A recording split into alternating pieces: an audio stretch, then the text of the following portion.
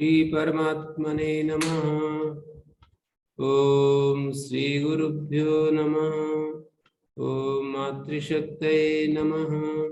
ओम असतो मा सद्गमय तमसो मा ज्योतिर्गमय मृत्योर्मामृतंगमय।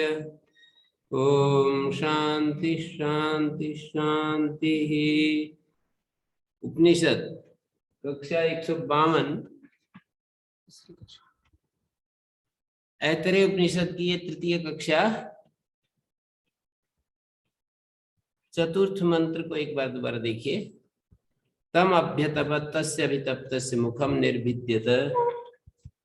ये जो समष्टि पिंड था, जो 100 अध्याय पुरुषं समुद्धृत्य अमूर्छयत ऐसे जो कहा, उस ईश्वर ने, जिसने ईक्षण किया था, लोकों को रचा और लोकपालों को रचने की बात कही। लोकपालानुसृजय, सृजई लोट लकार का रूप है, सृजई।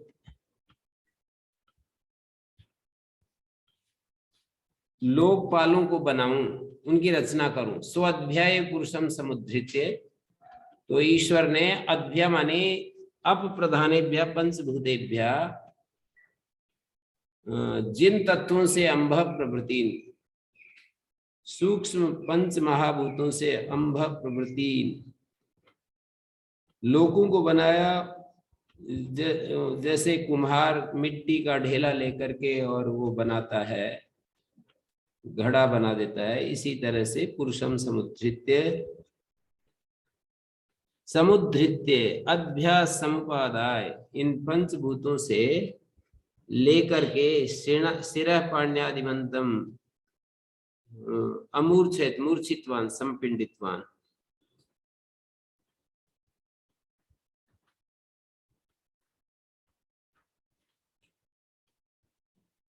यहाँ पर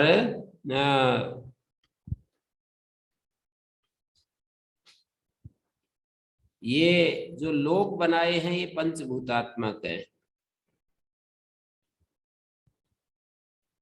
लोक जो बने इनको पंचभूतात्मक हैं ये लोक। फिर भी अपबाहुल्यात, जैसे आपह को अपबाहुल्यात आपा कहा, इसी तरह से अलग अलग नाम पंचभूतात्मक होते हुए भी एक को अंभ कहा, एक को मरीचि कहा, एक को पृथ्वी मर कहा, एक को आप कहा। आप इसलिए कि आप बाहुल्य है, और इसी तरह से मरीचि का बाहुल्य है तो उसको मरीचि कहा। और ऐसे ही अंभ की प्रधानता है। अब अवात्मकत्वेन अंभ आदि शब्द से उनका कथन किया। और मृत्यु का बाहुल्य है इसलिए उसको मर कह दिया। प्राणी मरते रहते हैं तो इसलिए उनको मर कह दिया। ऐसा भाष्यकार ने याद दिया है। माने यद्यपि पंचभूतात्मकत्वं लोकानाम तथापि अपबाहुल्याद अपनाम भी अंभो मरीचि मरम आपा इति उच्यन्ते। अपबाहुल्य होने से उनको आपा कहा, मरण का बाहुल्य होने से मर कहा, मरीचि बाहुल्य होने से मरीचि कहा। अंतरिक्ष लोग तो मरीचि किरणें होती हैं, सूर्य किरणें वहां फैली रहती हैं। तो ये उसके नामकरण का जो कारण है उसकी प्रधानता के चलते किया है।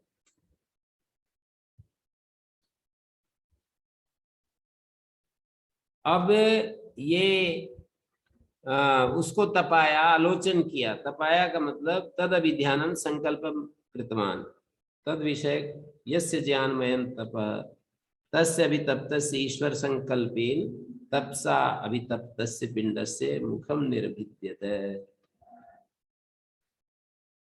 उस ज्ञानालोचन किया और उससे मुख निकला। मुखाकारम सुशिरम अजायत। जैसे पक्षी का अंडा जो फूटता है, पक्षिणों अंडम निर्भिद्यते एवं, जैसे पक्षी का अंडा पक्षी के अंदर होता है और वो फूटता है ऐसे। तस्मान् निर्भिन्नात् मुखात् वाक् करणम इंद्रियम निर्वर्तते। उस निर्भिन्न मुख से वाक जो करण है वो इंद्रिय निकली। तद अधिष्ठाता अग्नि ततो वाचो लोकपाला। और उसका वाक का अधिष्ठाता जो वाक का अधिष्ठाता जो लोकपाल है वो उस वाक से अग्नि के रूप में निकला। तद अधिष्ठाता अग्नि ततो वाचो लोकपालो अग्नि। लोकपाल जो अग्नि देवता है वाग अधिष्ठाता निर्वर्तत, वाणी का अधिष्ठाता के रूप में निर्वर्तत। यहां तीन तीन चीजें दिखाई जा रही हैं, ये देखने की बात है। चौथे मंत्र में जैसे तीन चीजें क्या होगी, एक तो स्थान हो गया, एक करण हो गया और एक देवता हो गया। स्थान, करण और देवता, ये तीन तीन चीजें दिखा रहे हैं। मुखम निर्भिद्यते यथांडम मुखाद वाक, मुखम मुखाद वाक वाचो अग्नि, इस तरह से तीन तीन। एक वाक का जो अधिष्ठान है मुख, तो एक तो अधिष्ठान आश्रय, वाणी जहां रहती है गोलक, और एक वाग इंद्रिय, और एक तीसरा है देवता। इसी तरह से नासिका के संदर्भ में भी ऐसा समझिए, नासिके निर्भिद्यता, नासिका गोलक और नासिका से प्राण घ्राण इंद्रिय, और प्राणाद वायु, और घ्राण इंद्रिय से वायु। यहाँ प्राण शब्द घ्राण इंद्रिय के लिए आया है। नासिकाभ्याम प्राण, प्राणाद वायु।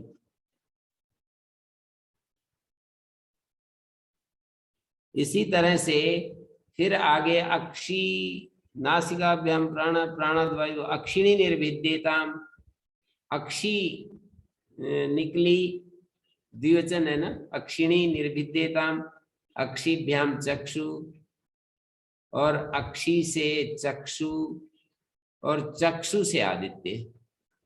मानी गोलक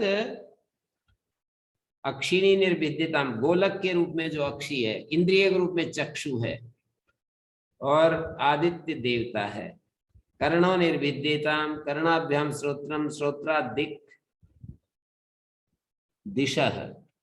मानी कर्णव, कर्णाभ्याम श्रोत्रम, कानों से श्रोत्र, एक तो कर्ण गोलक हो गए, श्रोत्र इंद्रिय हो गया, और दिशाएं देवता। त्वंग निर्भिद्यते त्वचो लोमानी, लोम जो है त्वक गोलक, त्वचो लोमानी, लोमभ्य औषधि वनस्पतय, ये देवता स्थानीय औषधि वनस्पतय। और लोम यहाँ पर त्वक संबद्ध जो लोम है वो यहाँ पर कर्ण के रूप में कहे गए। त्वक संबद्ध लोम को यहाँ पर कर्ण कहा है।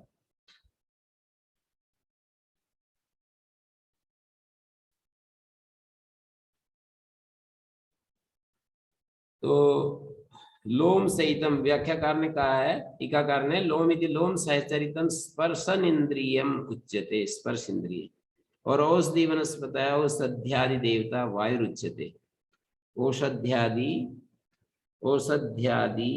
अधिदेवता वायुरुच्यते।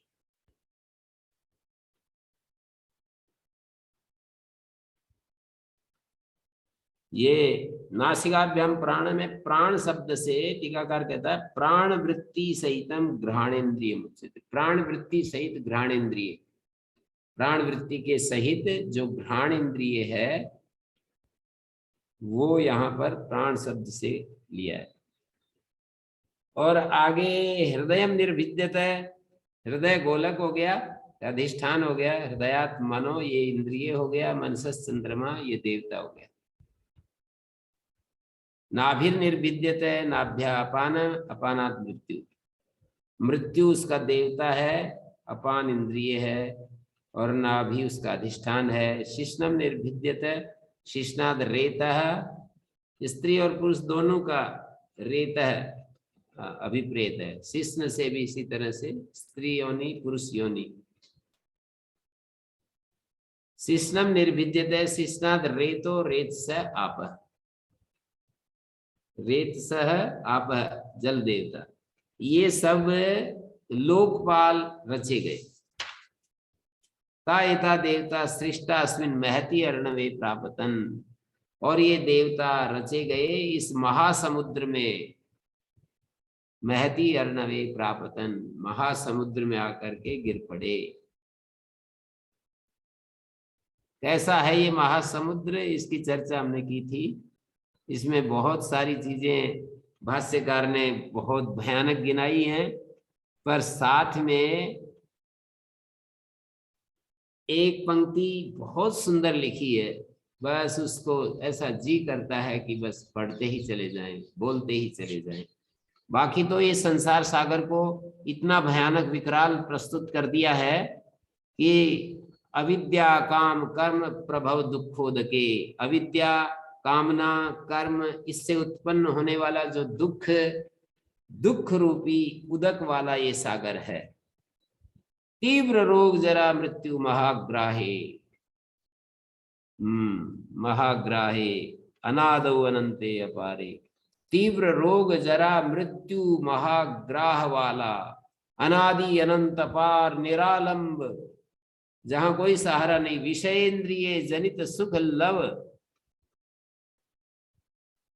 विषयेंद्रिय जनित सुख लव लक्षण विश्रामे, मतलब विषयेंद्रिय जनित जो सुख का एक लेस थोड़ा सा मिलता है, कभी कभी मधु के बूंद जैसे टपकती है ना, वो एक कथा में बताया है, कई बार हमने चर्चा की है उसकी, कि किसी को स्वप्न आया और वो स्वप्न में दौड़ता हुआ हाथी उसके पीछे पड़ा हुआ था। वो किसी पुराने कुएं में जाकर एक वृक्ष, वट वृक्ष, उसकी शाखाएं लटकी हुई थी, तो जाता जाता वो उसकी शाखाओं को पकड़ करके और उसमें कुएं में लटकने लगा। लटक गया मतलब हाथी से बचने के लिए। नीचे देखा कि काले और सफेद दो चूहे उसकी जड़ों को काट रहे हैं।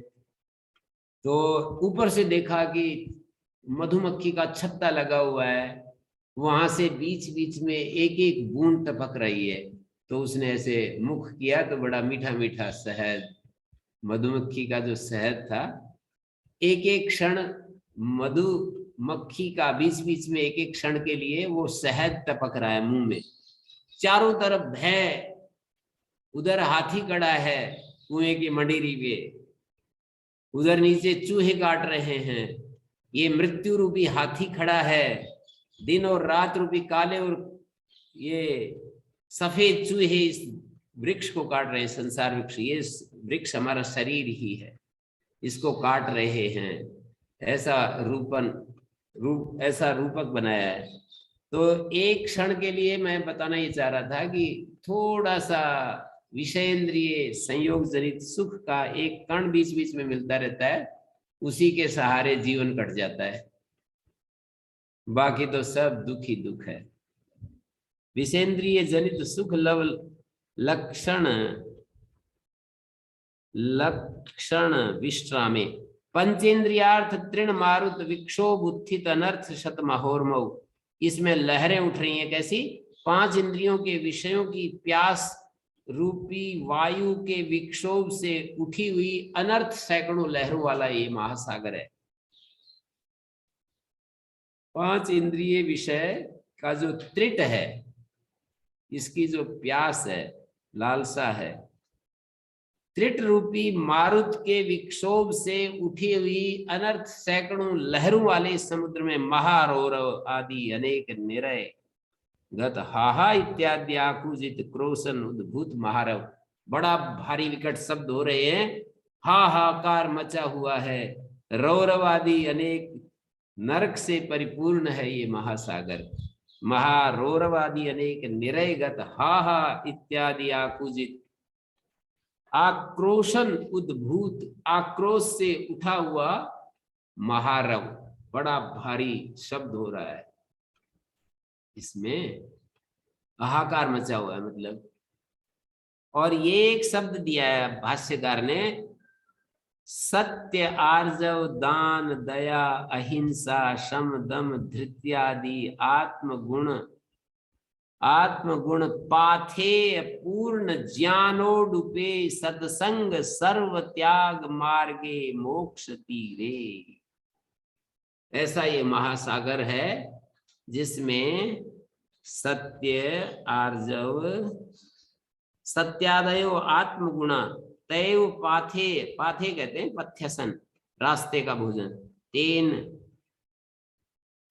पूर्ण ज्ञानमेव उडुपम प्लवो यस्मिन, उसके द्वारा पूर्ण ज्ञान ही उडुप, उडुप कहते हैं नौका है जिसमें, सत्संग, गुरु संपत्ति, सर्व त्याग, संन्यास, सत्संग माने गुरु संपत्ति, गुरु के पास बैठना उठना, और सर्व त्याग, संन्यास, ये दो चीजें ही मार्ग ज्ञानोडुप प्रवृत्ति हेतु, तौ एव मार्गो ज्ञानोडुप प्रवृत्ति हेतु यस्मिन् मोक्षे सति पुनः संसारार्णव स्पर्श अभावात् सैव तीरवत् तीरम यस्मिन् एतस्मिन् प्रत्यक्ष सिद्धे अर्णवे।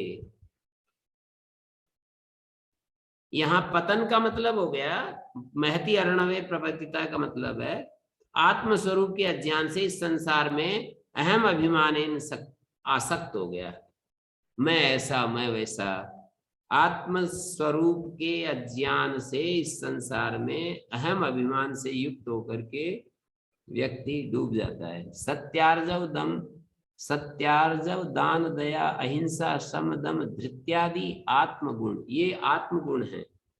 धृति आदि बहुत सारे गुण गिनाए, सत्यार्जव, दान, दया, अहिंसा, शम, दम, धृति आदि, आदि शब्द से और भी इस तरह के गुण हो सकते हैं जो दैवी संपत्ति में गिनाए हैं। सत्यादयो, ये आत्मगुणा, तैव पाथे पूर्ण ज्ञानोडुपे, पाथे माने रास्ते का भोजन, उससे पूर्ण ज्ञान ही उडुप है जिसमें, नौका है जिसमें,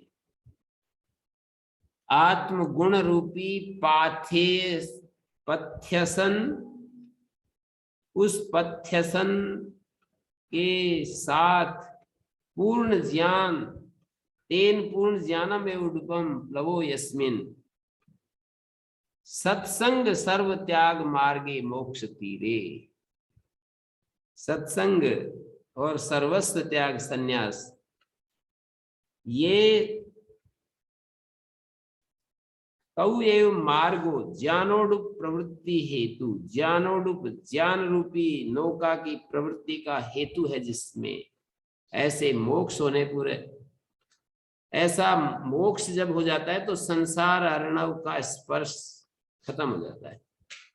तो इसलिए वही तीर की तरह है जिसमें, किनारे की तरह है। कौन? सत्संग त्याग मार्गे मोक्ष तीरे, सत्संग और सर्व त्याग मार्ग वाला जो मोक्ष साधक जो तीर है, मतलब संसार अर्णव उसका एक किनारा होता है। तो ज्ञानोडुप प्रवृत्ति हेतु दो चीजें बता दी, गुरु का सानिध्य और सर्वस्व त्याग। सर्वस्व त्याग को आचार्य अपनी प्रवृत्ति के अनुसार संन्यास शब्द से कहते रहते हैं।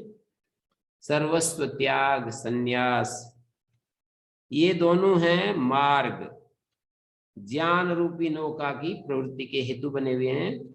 ये मोक्ष होने पर संसार अर्णव समाप्त हो जाता है। संसार अर्णव उस व्यक्ति के लिए, उस व्यक्ति को फिर स्पर्श नहीं करता है।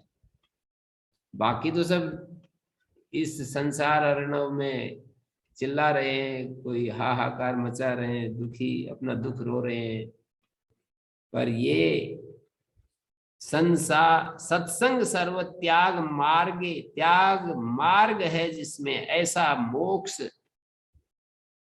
मोक्ष रूपी तीर वाले इस महती अर्णवे प्रापतन। तीरवत तीरम, सैव तीरवत, मोक्ष ही तीर के समान है जिसमें। तस्मात् अग्न्यादि देवता देवता अप्पे लक्षणापि सा गतिर्व्याख्याता ज्ञान कर्म समुच्चय अनुष्ठान फलभूता सापि न अलम संसार दुखो शमो शमा इति अयं विवक्षितो अर्थोऽत्र। तस्मात् अग्नि आदि देवता अप्पे लक्षणापि या गति, अग्नि आदि देवता में लीन होना इस रूप में जो गति है वो भी ज्ञान कर्म समुच्चयानुष्ठान फलभूता, ज्ञान और कर्म के, उपासना और कर्म के समुच्चय से जो हमें प्राप्त होती है, बड़ी उत्कृष्ट गति प्राप्त होती है, वो भी इस संसार की शांति के लिए, संसार दुखोपशमाय, संसार दुख की शांति के लिए वो भी पर्याप्त नहीं हुए। ये यहाँ पर विवक्षित अर्थ है। अग्न्यादि देवता पे लक्षण, अग्न्यादि देवता में लीन हो जाना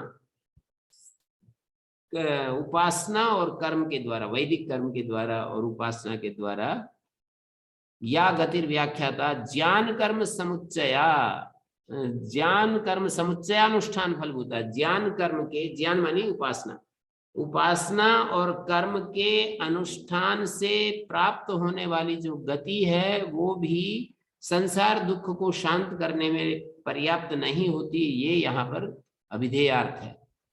यतएवं, जब ऐसा है, तस्माद एवं विदित्वा, ऐसा जानकर, परम ब्रह्म आत्मा आत्मना सर्वभूतानां च, परम ब्रह्म जो आत्मा है, आत्मना अपना और सब भूतों का, यो वक्ष्यमाण विशेषणा प्रकृतस्य जगद उत्पत्ति स्थिति संहार हेतुत्वेन, जगद उत्पत्ति स्थिति संहार हेतुत्वेन सर्व संसार दुखोपशमनाय वेदितव्य। परम ब्रह्म ही,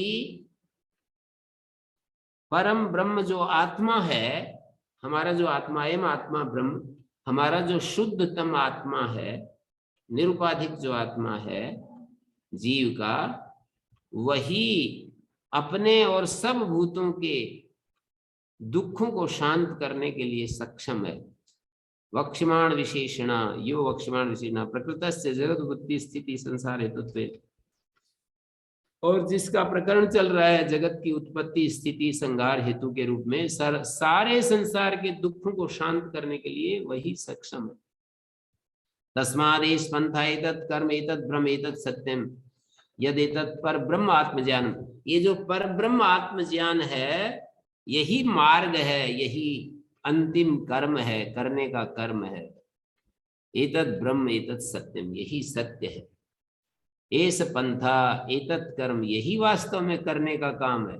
एतत् ब्रह्म एतत् सत्यम नान्या पंथा विद्यते अनाय, और कोई, there is no other way, कोई रास्ता नहीं है जिससे कि हम इस दुख की शांति को करने में सक्षम हो पाए। तो ये सारा यहाँ पर वर्णन करने के बाद कह रहे हैं, तायता देवता सृष्टास्मिन महति अर्णवे प्रापतन तम अस्नाया पिपाशाभ्याम अन्ववा वर्जत, उस समष्टि पिंड को अस्नाया और पिपासा, तम स्थान करण देवतोत्पत्ति बीज भूतम पुरुषम, उत्पत्ति का बीज भूत, कारण भूत, उत्पादिताम, ये जो सबसे पहले उत्पादित जो पिंड है, आत्मानम अस्नायादि पिपासाभ्याम अन्ववा वर्जत, अनुगमितवान,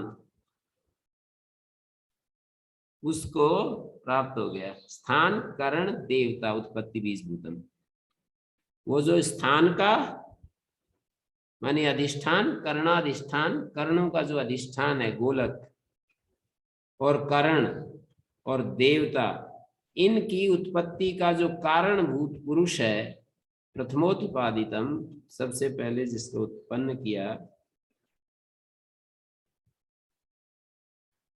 पिंडम आत्मानम, उसको अस्नाय और पिपासा से युक्त कर दिया।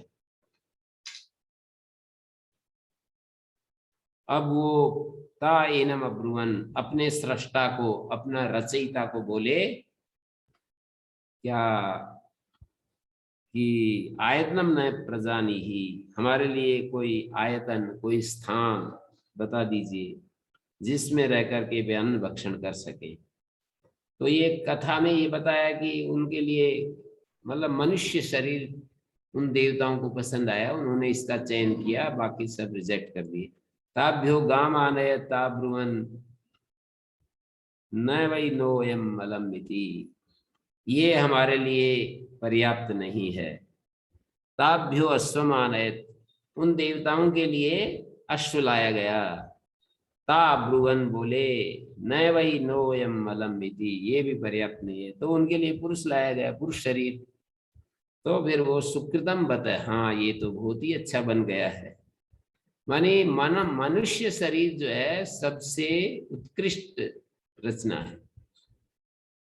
पुरुषो वाव सुकृतम, ये पुरुष जो है सुकृत का बना हुआ है। ता ब्रवीत यथा आयतनम प्रविशत है, अपना अपना जो स्थान है उसमें उसमें प्रवेश कर जाओ। अग्निर्वाग भूत्वा मुखम प्राविशत, वायु प्राणो भूत्वा, वायु जो है प्राण होकर नासिकाओं में बैठ गया। गंध, यहाँ प्राण शब्द का घ्राणेन्द्रिय। और आदित्य चक्षुर्भूत्वा अक्षिणी प्राविशत, और दिशाएं क्या हो गया, दिशाएं श्रोत्रम भूत्वा कर्णौ प्राविशत, श्रोत्र होकर कानों में आकर बैठ गए। अधिष्ठान कर्ण है, श्रोत्र इंद्रिय। चक्षु, चक्षु आदित्य चक्षु होकर के आंखों में, वापिस वो देवता वापिस इस शरीर में आकर के बैठ गए। हमारा जो एक पिंड शरीर है, एक एक पिंड शरीर अनंत शरीर है, उन सब में आकर के बैठ गए।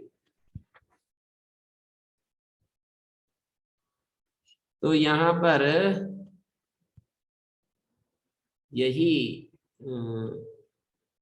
ये मैं पढ़ रहा था कि एवं मुक्ता ईश्वरस्ताभ्यो देवताभ्यो गाम गवाकृति विशिष्टम पिंडम ताभ्या एवध्य, उन्हीं वो जो पंचभूत थे, उनसे जिनसे लोक बने थे, लोकपाल बने थे, उन्हीं से आनयत दर्शितवान पिंडम समुद्धृत्य, इस एक एक पिंड को समूर्छित करके, इसको आकार दे करके और वो लाया गया। ता पुनर्गवाकृतिम दृष्टवा ब्रुवन, देवता गवाकृति को देखकर बोले न वही नो अस्मदर्थम अधिष्ठानाय अन्नमत्तुम अयम पिंडो अलम न वही, अलम पर्याप्तो अत्तुम न योग्य, न वही नो अस्मदर्थम, हमारे लिए, न वही अधिष्ठानाय, हमारे हमारे रहने के लिए, अन्न खाने के लिए ये पिंड जो है, न वही अलम, न वही अलम, न वही नो अस्मभ्यम अस्मदर्थम अयम अलमिति, अयम मानी ये जो आप दिखा रहे हो, ये गो आकृति का जो पिंड दिखा रहे हो, अयम पिंडा अस्मदर्थम न वही अलमिति, ये सक्षम नहीं है, ये पर्याप्त नहीं है, ठीक नहीं है, हम इससे संतुष्ट नहीं है। आयतनम अधिष्ठानम नो अस्मभ्यम प्रजानी, उन्होंने ये पूछा था ना कि अधिष्ठान बताओ जिसमें बैठ करके हम अन्न भक्षण कर सकें। तो उन्होंने ये गवाकृति का शरीर प्रस्तुत किया, उसको मना कर दिया। गवी प्रत्याख्या दे, अश्व लाया गया, उसको भी प्रत्याख्यान कर दिया। न वै नो अयम अलमिति, अयम अश्वपिंड अयम अपि न पर्याप्तम अस्ति अस्मदर्थम। सर्व प्रत्याख्यादे तेभ्यः पुरुषमानयत, स्व योनिभूतम, अपनी ही योनि का सबका जब खंडन हो गया तो पुरुष को लाया गया, ये जो शरीर है ना पिंड।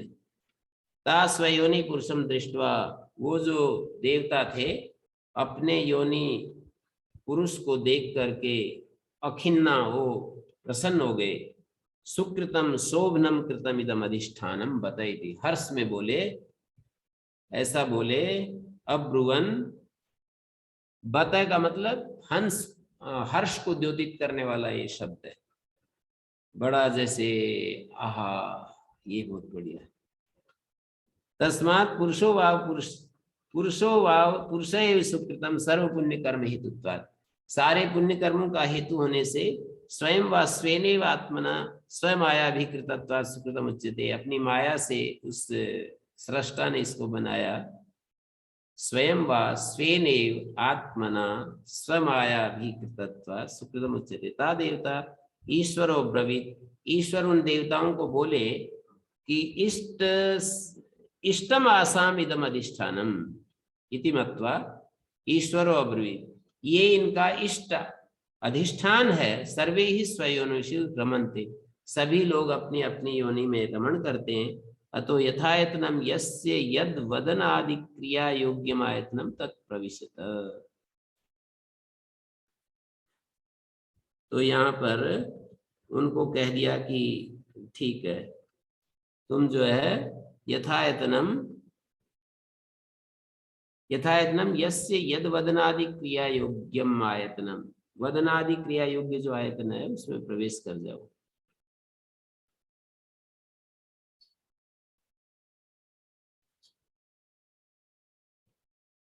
व्यष्टि देह सृष्टि मुक्त्वा तत्र करणानाम देवतानाम च व्यष्टि रूपेण। यहाँ पर सुकृतम का मतलब सुष्ठु कृतम सुकृतम। ईश्वरेण स्वेनेव कृतम भृत्यादि कृत अपेक्षया। भृत्यादि ने नहीं बनाया, ईश्वर ने स्वयं ही इसको बनाया, इसलिए इसको सुकृत कहते हैं, सुष्ठु कृतम। यहाँ पर प्रशोदरादि व्याकरण की एक प्रक्रिया है, उससे प्रशोदरादित्वा स्वयं के स्थान में शु शब्द का प्रयोग कर दिया है। स्वयं कृतम सुकृतम। स्वयं कृतम न कि किसी से नहीं बनवाया, स्वयं ईश्वर ने इसको बनाया। स्वयं कृतम को ही सुकृतम कह रहे। तो व्यष्टि देह सृष्टि बताकर करणानाम देवता नाम से व्यष्टि रूपेण प्रवेशम। करणों का और देवताओं का व्यष्टि रूप में इस शरीर में प्रवेश बताया। तथास्तु अनुज्ञाम प्रतिलभ्य ईश्वरस्य नगर्यामि। जैसे कि ईश्वर की नगरी में जो वो होते हैं सेनापति आदि जो अधिकारी लोग होते हैं, उनको कहा जाता है कि जाओ अब अपने अपने स्थान पर। बलाधिकृतादयो अग्निर्वाग अभिमानी वागे भूत्वा। वाणी के अभिमानी होकर के स्वाम योनिम मुखम, अपनी योनि जो मुख है उसमें प्रविष्ट हो गया। वायुनासिके आदित्यो अक्षिणी दिशा कर्णौ औषधि वनस्पतया त्वचम चंद्रमा हृदयम मृत्यु नाभिम आपशिष्णम प्राविशन। ये सब देवता वायु नासिका में, आदित्य आंखों अक्षि गोलक में, दिशाएं कर्ण गोलक में, औषधि वनस्पतियां त्वचा में, चंद्रमा हृदय में, मृत्यु जो है वो नाभि में और आपशिष्ण में, इनमें प्रवेश कर गए। सेनापत्यादि जो होते हैं ना, राजा की अनुज्ञा पाकर नगरी में जैसे प्रवेश करते हैं, ऐसे ही ईश्वर की अनुज्ञा पाकर के अग्नि आदि प्रवेश कर गए, ये दिखाया है। ये सारा वर्णन हो गया। आपो रेतो भूत्वा शिष्णम प्राविशत तम अस्नाया पिपासे अब्रूताम। अब देवताओं का अधिष्ठान मिल गया। निरधिष्ठाने सत्यौ अस्नाया पिपासे एवं लब्धाधिष्ठानासु देवतासु। ये तो देवता थे, इन्होंने तो अधिष्ठान अपना मांग लिया और प्राप्त भी हो गया। लेकिन जो अस्नाया पिपासा थे वो तो निरधिष्ठान है, अभी उसको आश्रय नहीं मिला। तो उसने प्रार्थना किया ईश्वर से, तम अस्नाया पिपासे अब्रूताम। तम माने ईश्वर को अस्नाया पिपासे, भूख प्यास ने निवेदन किया। आव्याभ्याम अभिप्रजानी, आवाभ्याम 4-2 है, चतुर्थी भक्ति द्विवचन। हमारे लिए भी तो कुछ आज्ञा होनी चाहिए। ते अब्रवीत, ते द्वितीय द्विवचन है, उन दोनों को ईश्वर ने कहा। एतासु एवाम देवतासु आपजामी एतासु भागिन्यो करोमी। इन देवताओं में तुमको भी भाग है। ये जो देवता जो कुछ लेंगे उससे तुम्हारी भी तृप्ति होती रहेगी। तस्माद यस्य कस्मै देवता यहवीर प्रियते भागिन्यो एवस्याम अस्नाय पिपासे भवता। जिस देवता के लिए हवि दी जाती है तो ये भूख और प्यास भी उसमें सम्मिलित रहते हैं, भूख और प्यास भी तृप्त होते रहते हैं। जिस देवता के लिए वो भूख प्यास भी तृप्त होते रहते हैं, भूख प्यास को अलग से संतुष्ट करने की जरूरत नहीं होती। जैसे वाणी में कुछ आहुति देते हैं तो उस विषयक जो भूख है वो शांत हो जाती है।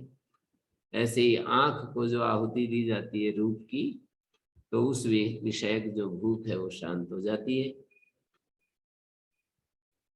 तो यहां तक एक प्रकरण पूरा हो गया। स ईक्षत, अब एक बार फिर ईक्षण कर रहे हैं। इमेनु लोकास्य लोकपालास्य अन्नमेभ्यः सृजायति। अब इनके लिए मुझे अन्न बनाना है, अन्न सृजन करना है। हाँ, ये तो स्पष्ट हो गया होगा, किसी को कुछ पूछना है? यहाँ तक प्रथमा अध्याय द्वितीय खंड पूरा हुआ। अब ये तीसरा खंड शुरू हो रहा है। पहले अध्याय में तीसरा खंड और बस तीसरे खंड तक ही है ये। पहला अध्याय तीसरा खंड। ओम गुरुजी। जी गुरुजी, ये अलंकारिक वर्णन है ना? ऐसा तो मतलब वो आत्माएं तो मूर्छित होती हैं उस समय, वो ऐसे संवाद तो नहीं कर पाएंगी, उससे ये आप बताना देख चाह रहे के हैं क्या आए थे क्या?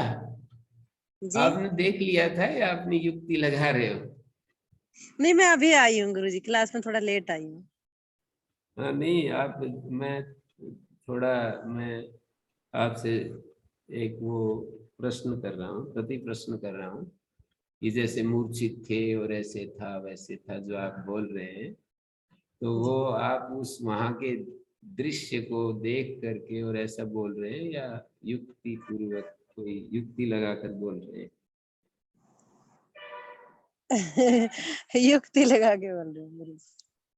हाँ, तो ऐसा है कि देखो, जो शब्द प्रमाण के ऊपर बहुत ही ज्यादा आस्था रखते हैं तो वो इसकी व्याख्या ऐसे करते हैं कि ऐसा ही हुआ है। जो युक्ति प्रधान व्याख्याएं करते हैं वो युक्ति से जैसे भी हो, कोई बात नहीं है, उसमें ज्यादा अंतर नहीं पड़ेगा। तो यहाँ पर यहाँ तक एक बात हो गई, भूख और प्यास ये सब जो है, यहाँ तक का वर्णन पूरा हो गया। देवताओं को जो हवि दी जाएगी, भूख प्यास भी उनमें संतुष्ट होते जाएंगे। ऐसा ही होता है, इसमें कुछ बात नहीं है। तो अब आगे आगे बढ़ रहे हैं कि सइक्षित, ये जो ईश्वर ने फिर अन्न पैदा करने के लिए ईक्षण किया। सो अपो अभ्यतपत, ईश्वर ने अपह माने लोक लोकपाल तो बना दिए, अस्नाया पिपासा भी इनके साथ जोड़ दी। अब अतो नैसाम स्थिति अन्नम अंतरेण, अन्न के बिना इनकी स्थिति नहीं बनेगी। अन्नम एभ्यो लोकपालेभ्यः सृजई, मतलब इन लोकपालों के लिए मैं अन्न की रचना करता हूँ। एवं ही लोका ईश्वराणाम अनुग्रहे निग्रहे से स्वातंत्रम दृष्टम, ये जो लोक है ईश्वराणाम अनुग्रहे निग्रहे से स्वातंत्रम दृष्टम स्वेषु तद्वत महेश्वरस्यापि सर्वेश्वरत्वात् सर्वान् प्रति निग्रह अनुग्रहे भी स्वातंत्रम। ये लोक राजाओं के, ईश्वराणाम राज्याम अनुग्रहे निग्रहे से स्वातंत्रम दृष्टम, ये संसार राजाओं के अनुग्रह में और निग्रह में स्वातंत्रम दृष्टम स्वेषु अपने अपने तद्वत महेश्वरस्यापि सर्वेश्वरत्वा, जो महेश्वर है वो भी सर्वेश्वर है। सर्वान् प्रति निग्रह अनुग्रहे भी स्वातंत्र्यमेव। यहाँ पर पंचभूतानि ये कहा तो ये है कि अपो अभ्यतपत, अब तो उपलक्षण के रूप में कह दिया है। अपो अभ्यतपत मानी पंचभूतानि अभ्यतपत, भूतेभ्यो मनुष्यादीनाम अन्नभूता व्रीह्यादयो जायन्ताम मार्जारादीनाम अन्नभूतानि मूषकादि निजायन्ताम, ऐसा पर्यालोचन किया ईश्वर ने। ये ईश्वर पर्यालोचन कर रहा है, ईक्षण कर रहा है ऐसा कि भाई ये तो हो गया है, इन मनुष्यों के लिए व्रीहि आदि उत्पन्न हो गए और बिल्ली आदि के लिए चूहे उत्पन्न हो गए, हो जाएं बस। अभ्यतपत आलोचन कर लिया, क्या आलोचन किया? एतेभ्यो भूतेभ्यो मनुष्यादि नामान्य भूता व्रीहादयो जायन्ताम, व्रीहि आदि उत्पन्न हुए और सिंह आदि के हरिण आदि उत्पन्न हुए। अन्न दो तरह का है, एक चर और एक अचर। एक तो वनस्पति आदि के रूप में, एक जीव जंतु के रूप में।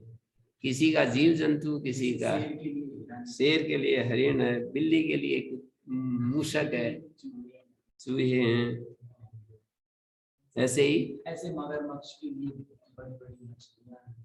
हाँ, और मगरमच्छ के सामने तो जो भी आ जाए वही है। मनुष्य भी आ जाए तो मनुष्य भी ठीक है। हाथी के लिए बड़ी हाँ, और वृक्ष, औषधि, वनस्पतियां, झाड़ियां सब हाथी के लिए। ऐसे वो उन्होंने कहा कि ये सब पैदा हो जाएं, हो गए। सो अपो अभ्यतपत, अपय का मतलब है ये पंचभूतों को उसने आलोचन किया।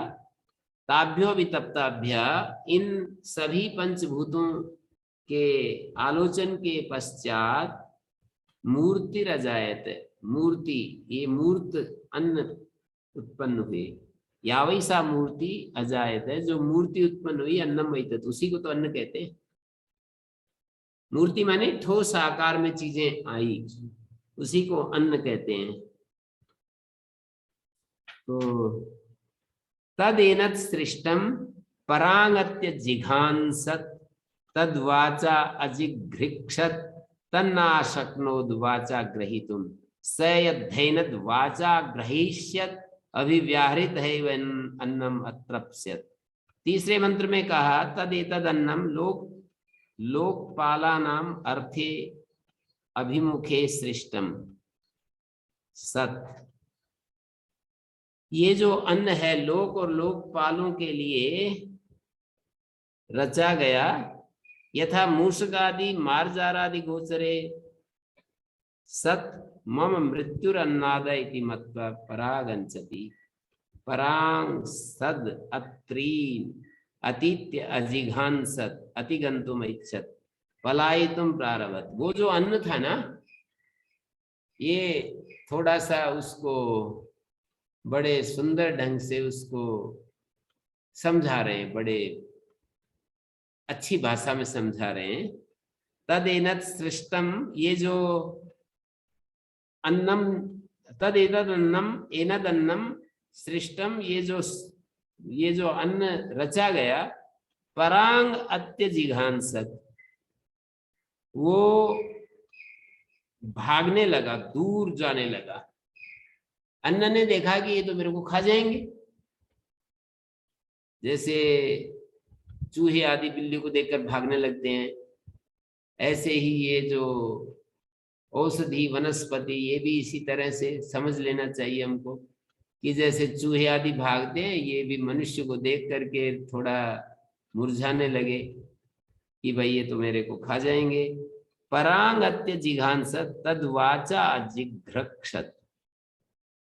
परांग माने पराग अंचति, परांग सत अत्रीन अतीत्य, परांग सद अत्रीन अतीत्य अजिघांसत अतिगंतुम इच्छत, अधिजिघांस आजिघांसत, अजिघांसत, अजिघांसत हन हिंसा गत्यो। हन धातु का एक हिंसार्थ है और एक गति अर्थ है। तो परांग अत्य जिघांसत अतीत्य अजिघांसत अतिगंतुम इच्छत पलायितुम प्रारभत, दूसरी तरफ भागना आरंभ किया। परांगमुख होकर दूसरी तरफ अतीत्य अजिघांसत दौड़ने की इच्छा की, भागने की इच्छा की। तद्वाचा जिघ्रक्षत, तम अन्नाभिप्राय मत्वा, अन्न के अभिप्राय को जान करके, स लोक लोकपाल संघाता, लोक और लोकपाल का संघात, कार्यकरण लक्षणा, कार्यकरण लक्षण जो ये पिंड है, हमारा जो शरीर है, ये प्रथमजत्वाद अन्याश्च अन्नादान अपश्यन, अन्य जो अन्न को भक्षण करने वाले उनको देखा, तद अन्नम वाचा वदन व्यापारेण जिघ्रक्षत ग्रहीतुम इच्छत, वाणी के द्वारा वदन व्यापार के द्वारा ग्रहण करना चाहा, तद अन्नम नाशक्नोत न समर्थो भवत, उस अन्न को पकड़ने में सक्षम नहीं हो पाया वाणी के द्वारा। वाचा वदन क्रिया ग्रहीतुम उपादातुम स प्रथमजा शरीरी, वो प्रथम उत्पन्न होने वाला जो शरीरी है, तद्यदि है नद वाचा ग्रहिष्यत, वाणी के द्वारा यदि ग्रहण कर लेता, गृहीतवान, अग्रहिष्यत शब्द का अर्थ है गृहीतवान, ग्रहण कर लेता,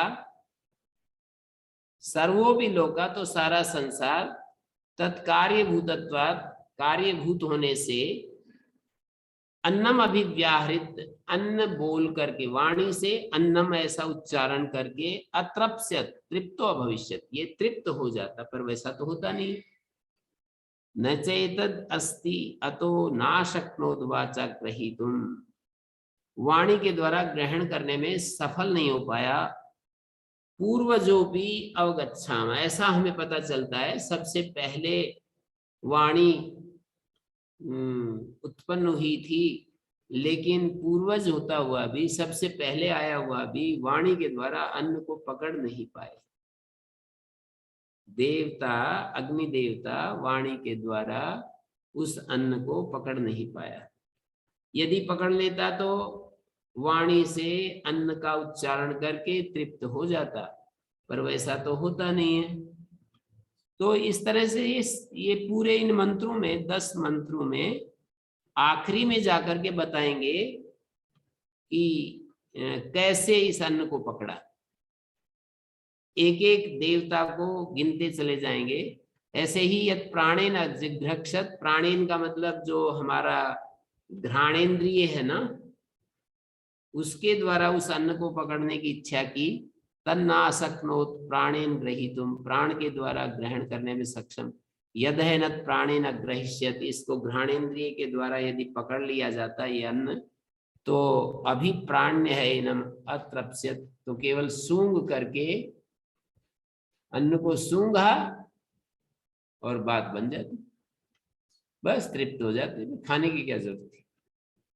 तत्सस्वा जिघ्रक्षत, तो फिर आंख के द्वारा उसको ग्रहण करना चाहा, ना शक्नो चक्षुषा ग्रहीतुम, तो आंख के द्वारा भी उसको ग्रहण करने में सक्षम नहीं हो पाया। ना शक्नो चक्षुषा ग्रहीतुम, सयद है न चक्षुषा ग्रहिष्यत, ये वैदिक प्रयोग है, लौकिक भाषा में इस तरह नहीं होता है। सद तद है न चक्षुषा अग्रहिष्यत, आंख से यदि ग्रहण कर लेता, दृष्टवा है वन्नम अतृप्स्यत, अन्न को आंखों से देख करके ही तृप्त हो जाता है, पर वैसा तो होता नहीं है। कोई भी व्यक्ति आंखों से देख करके तृप्त नहीं होता, सूंघ करके तृप्त नहीं होता, वाणी से उच्चारण करके अन्नम ऐसा उच्चारण करके तृप्त नहीं होता है। सबसे पहले वाणी की बात कही ना, तद है न वाचा ग्रहिष्यत, वाणी के द्वारा ग्रहण कर लेता, अभिव्याहृत है एनम अतृप्स्यत, अभिव्याहृत का अर्थ होता है बोलकर, उच्चारण करके। तो इसी तरह से अगले स्थान पर श्रोत्रेण जिघ्रक्षत, जिस सारे देवताओं को एक एक करके गिना रहे हैं, तन्नाशक्नो श्रोत्रेण ग्रहीतुम, सयद है न श्रोत्रेण ग्रहिष्यत, श्रोत्र के द्वारा यदि ग्रहण कर लेता तो श्रुत्वा एवं अन्नम अतृप्स्यत, अन्न की बात सुनकर कोई व्यक्ति अन्न की बात सुनकर कानों से तृप्त हो जाता, ऐसा तो होता नहीं। त्वचा जिघ्रक्षत, त्वचा के द्वारा ग्रहण करना चाहा, तन्ना आसक्नो त्वचा ग्रहीतुम, वाणी के द्वारा ग्रहण करने में सक्षम नहीं हो पाया। सयद है न त्वचा ग्रहिष्यत, त्वचा के द्वारा यदि ग्रहण कर लेता तो क्या होता, स्पृष्टा है नम अतृप्स्यत, छू करके ही तृप्त हो जाता, ऐसा तो होता नहीं। अन्न को छू करके हम तृप्त हो जाएं ऐसा नहीं होता है। तन मनसा जिघृक्षत, मन से उस अन्न को ग्रहण करने की इच्छा की। अजिघृक्षत का मतलब ग्रहण करने की इच्छा की। तन ना शक्नोत मनसा ग्रहीतुं, मन से ग्रहण करने में सक्षम नहीं हो पाया। तद हैनत मनसा ग्रहिष्यत, यद हैनत मनसा, इस अन्न को मन से यदि पकड़ लेता, ध्यात्वा है वन्नम अतृप्स्यत, बस ध्यान करके, ऐसे मन से ध्यान करके तृप्त हो जाता है। तो ध्यान करके अन्न का, मन से ध्यान करने से अन्न हमारी तृप्ति नहीं होती है। तत्शिष्णेन अजिघृक्षत, उसने शिष्ण के द्वारा इसको पकड़ना चाहा। तन्ना आसक्नो शिष्णेन गृहीतुम सैदेन शिष्णेन शिष्णेन ग्रहीष्यत विसृज्य हैनम अतृप्स्यत, यदि शिष्ण से पकड़ लेता अन्न को तो विसृज्येनम, इस अन्न का त्याग करके, ऐसे त्याग करके और तृप्त हो जाता, पर वो तो होता नहीं है। तो आखिरी में लास्ट में जो अपान है उसकी बात कर रहे हैं। तद अपाने न जगते, नाभि में अपान रहता है ना, मृत्यु उसका देवता है। तद अपाने न जिघृक्षत तद आवयत सा एसो अन्नस्य ग्रहो यद वायु अन्नायु वा ऐसा यद वायु। अपाने न जिघृक्षत तद आवयत, अपान के द्वारा उसको ग्रहण करना चाहा। तद आवयत, ये वी धातु का रूप है। वी गति प्रजन कांत सन खादनेशु, ये धातु होती है। तो तत्प्राणेन तत्चक्षुषा तत्श्रोत्रेण तत्त्वचा तन्मनसा तत्शिष्णेन तेन तेन करण व्यापारेण अन्नम ग्रहीतुम अशक्नुवन, उस व्यापार के द्वारा अन्न को ग्रहण करने में, तत्प्राणेन तत्चक्षुषा तेन तेन करण व्यापारेण अन्नम ग्रहीतुम अशक्नुवन पश्चाद अपानेन वायुना ग्रहीतुम अशक्नुवन। प्राण के द्वारा, चक्षु के द्वारा, श्रोत्र के द्वारा, त्वचा के द्वारा, मन के द्वारा, शिष्ण के द्वारा, उस करण व्यापार के द्वारा अन्नम ग्रहीतुम अशक्नुवन, अन्न को ग्रहण करने में समर्थ न होते हुए, पश्चात अपानेन वायुना, क्षत्रिय प्रत्यय का प्रयोग है, अशक्नुवन, सक्षम न होते हुए, पश्चात अपानेन वायुना, अपान वायु के द्वारा, अपान वायु मुख छिद्रेण तद अन्नम अजिघृक्षत, मुख छिद्र के द्वारा उस अन्न को ग्रहण करने की इच्छा की। तद आवयत, तो उससे पकड़ लिया, अशितवान, खा लिया। तेन स एषो अपान वायु अन्न से ग्रहो अन्न ग्राहक, ये अपान वायु अन्न का ग्राहक है। यद वायु, जो वायु है, अन्नायु, ये अन्नायु है, अन्न बंधन है, अन्न जीवन है। स एषो यो वायु, यही वायु है। हाँ जी, क्या पूछ रहे हैं? सृष्टि की उत्पत्ति की आदि में परमात्मा ने ये सारी चीजें ली, फिर उसके बाद कितना वक्त लगा, ये जो प्रोसेस चल रही है? करोड़ों साल लगे हैं। तो अभी भी ये चल रही होगी? हाँ, अभी तो चल रहा है, एक सिस्टम बन गया, बस सेट हो गया। कभी कोई फैक्ट्री जब चालू करते हैं तो बहुत समय लगता है, जब चालू हो जाती है तो बस चलती रहती है। अभी भी बहुत सी आदमी है जो हम नहीं पहचान पाए हैं। वो तो ठीक है, हमारे अज्ञान के कारण से नहीं पहचानते। अन्न तो है बहुत सारा, पर हम नहीं जानते। अमूलम नास्ति मूलम अनौषधम, कोई इस धरती पर मूल ऐसी नहीं है जो औषध ना हो। अयोग्य पुरुषो नास्ति, कोई ऐसा पुरुष नहीं है जो सर्वथा अयोग्य हो, जिसमें कोई योग्यता ना हो। योजकस्तत्र दुर्लभ अमंत्रम अक्षरम नास्ति, कोई ऐसा अक्षर नहीं जो मंत्र ना हो। नास्ति मूलम अनौषधम अयोग्य पुरुषो नास्ति योजकस्तत्र दुर्लभ। इन तीनों को पकड़ करके फिर कहा कि योजक जो है दुर्लभ होता है। यहाँ देखिए, तद अपाने न जिघृक्षत, अपान के द्वारा, अपान का मतलब ये जो हमारे शरीर में वायु होती है उसी को अपान कह रहे हैं। मतलब जो प्राण होता है ना, प्राण, उसी को अपान कह रहे हैं। उसका मृत्यु देवता बताया। तो अपाने न जिघृक्षत तदावय, तो उसने पकड़ लिया। सैसो अन्नस्य ग्रह सा स एषा, ये स ऐसा छांदस वृद्धि हो रही है। स ऐसो अन्नस्य ग्रह, ये अन्न का ग्रह है, अन्न का ग्रहण करने वाला है। यद वायु अन्नायु वा वही ऐसा यद वायु, ये जो वायु है यही अन्न का ग्रहण करने वाला है। ये जो प्राण वायु है, एक तो प्राण शब्द घ्राण इंद्रिय के लिए प्रयोग हुआ, वो वाला नहीं। प्राण ही एक प्रकार से, उसी को यहाँ अपान शब्द से कहा है। प्राण और अपान का जो जोड़ा है उसी को यहाँ पर अन्न भक्षण करता कहा है। प्राण ही अन्न भक्षण करता है। भूख प्यास प्राण के धर्म बताए जाते हैं। हमारे शरीर में जो प्राण वायु है, अपान वायु है, वही जो हम बाहर से अंदर लेते हैं, बाहर से अंदर लेते हैं उसका नाम अपान, और अंदर से बाहर जाता है उसका नाम प्राण।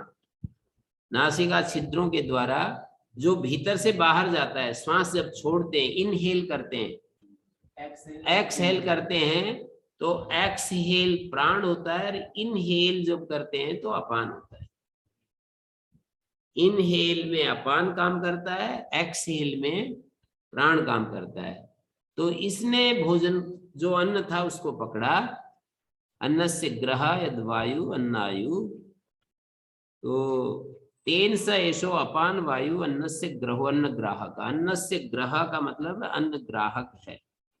यद वायु अन्नायु, यद वायु यो वायु, यद वायु का मतलब यो वायु, अन्नायु अन्न बंधना, अन्नायु का मतलब अन्न बंधन वाला है ये वायु प्राण, अन्न जीवना, अन्न से जीवित रहने वाला है। वही का मतलब प्रसिद्ध है ये बात। स एष यो वायु, ये जो वायु है, प्राण वायु है, यही अन्न का बंधन करने वाला है, अन्न को भक्षण करने वाला है। इसी के द्वारा अन्न का भक्षण होता है। तो यहाँ तक ये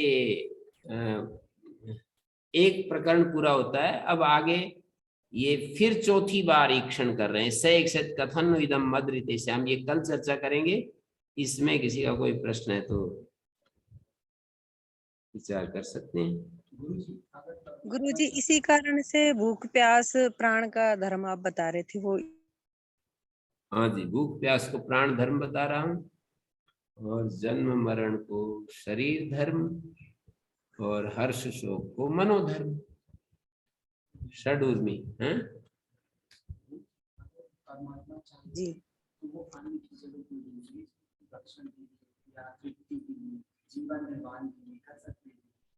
हाँ कर सकते थे परमात्मा तो नहीं, वो तो जो उन्होंने बनाया सबसे ठीक है। वो जो बनाया उस पर चिंतन किया जाता है, जो बनाया उस पर चिंतन किया जाता है। जो नहीं बनाया, ऐसा क्यों नहीं किया, ऐसा कर देते वैसा कर देते, प्रश्न फिर भी अंत नहीं होते। आप कह देते तब भी यही क्यों किया, फिर उसका उत्तर देते यही क्यों किया, तो फिर आप मतलब उन्होंने अपनी समझ से जो उपयुक्त वेस्ट था, हाँ सबसे बेस्ट था वो बनाया, सबसे अच्छा था वो रास्ता दे दिया।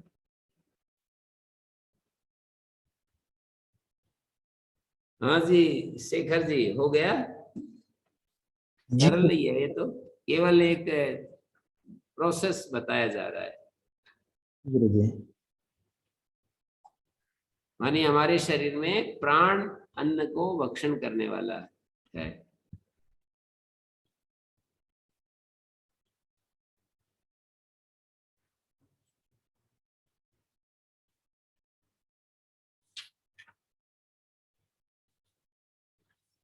ओम शांति शांति शांति।